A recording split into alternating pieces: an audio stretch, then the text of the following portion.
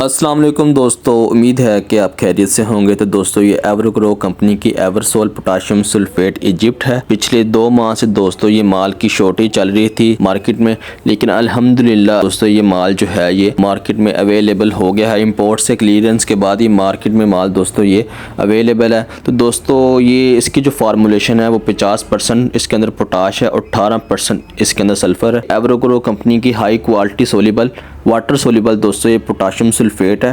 किसान भाई इसके रिज़ल्ट से बहुत ज़्यादा मुतमईन है। किसान भाई इसके रिज़ल्ट से बहुत अच्छी पैदावार हासिल कर चुके हैं। तो दोस्तों ये आप भी अब जो है ये अपने इलाके में मंगवा सकते हैं, अपनी फसलों के लिए ये मंगवा सकते हैं। दोस्तों अपनी गंदम की फसल जो कि पंजाब के एरिए में गोब की हालत में आहिस्ता आहिस्ता आ रही है, तो आप इसको इस्तेमाल करके अच्छी पैदावार ले सकते हैं। तो हमारे दिए गए नंबर पर रब्ता करें और इस पोटाशियम सल्फेट को इस्तेमाल करके अपनी फसल में अच्छे रिज़ल्ट हासिल करें। अल्लाह हाफिज़।